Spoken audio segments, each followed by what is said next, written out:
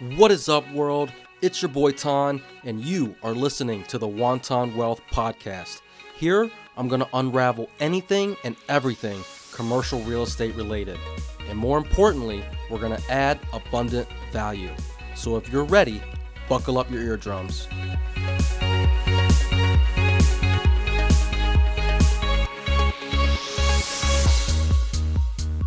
Not all banks are created equal. And generally, you have a few different flavors of banks. First up, we're going to be talking about community banks. So community banks are your smaller financial institutions that operate locally. They typically have a max of probably around 5 branches, and they serve those specific communities. Where they shine is prioritizing building strong relationships with their customers and understanding the unique needs of the people within their community. It's like that one homie that you have that's always there for you.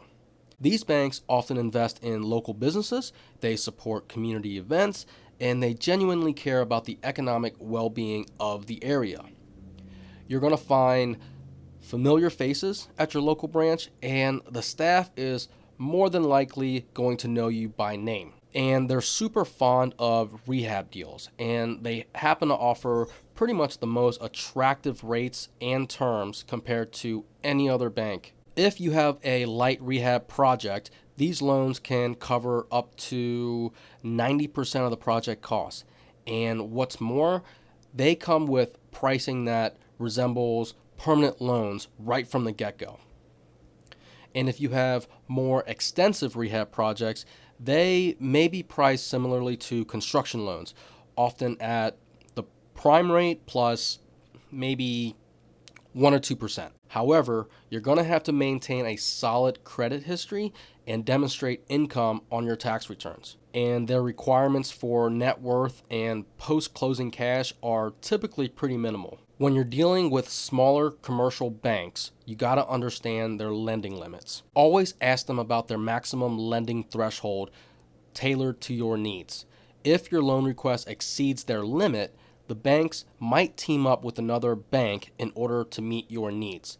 The bummer is that they rarely disclose these partnerships. The challenge is going to come when multiple banks are involved, because now you're going to have to gain approval from several banks, and this can be super challenging. Now, on top of that, if another bank contributes most of the funds, they usually become the lead decision maker, and your bank kind of acts as an intermediary or a middleman. And to navigate this effectively, you want to express that you have a preference for your bank to take the lead role if they are required to participate in the loan. Next up, we have regional banks. Now, regional banks are financial institutions that operate within a specific geographical area, usually a group of neighboring states or a larger region of a country.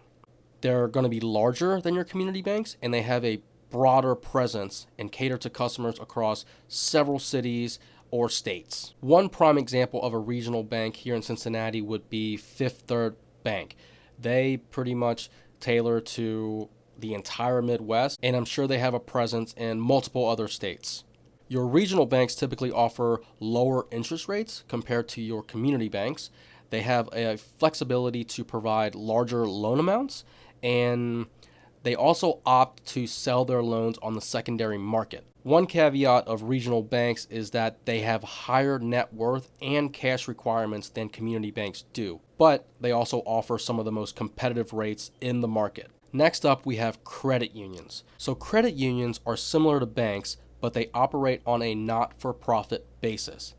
Unlike your traditional banks, which are owned by shareholders seeking profit, credit unions are owned by their members, who are also their customers. And these members often share a common bond, like working for the same employer or living in the same community. Credit unions usually offer pretty much the same shit as other banks do. You know, you got savings accounts, checking accounts, loans, mortgages, and credit cards. If you're a member of a credit union, you're typically going to enjoy benefits like lower fees, some competitive interest rates on loans, and a more personalized customer service, because the credit union's primary focus is on serving the members rather than maximizing their profits. If you have a strong personal income and you don't want a prepayment penalty, this is your place to shop. And lastly, we have national banks.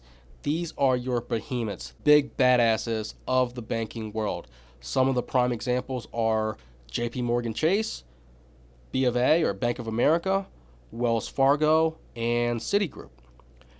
These national banks operate on a larger scale and they have a presence pretty much throughout the country. They are typically a part of a larger banking corporation and they offer a wide range of financial services. On top of the services that you're getting from a typical bank like savings, checking, loan, mortgages, they also offer investment products. When you go to a national bank, the loan size is not a problem.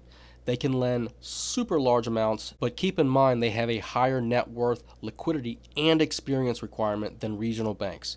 So if you have deep pockets, this is where you'll get the best terms because they have so much of their own money to lend and they can be very competitive on rates and fees.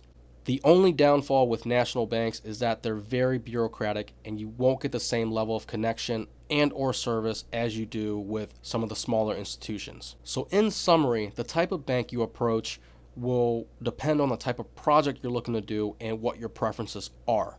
Historically, I've shied away from national banks because you don't necessarily always deal with the same person. There's always some type of turnover and you're always talking to different people within that chain.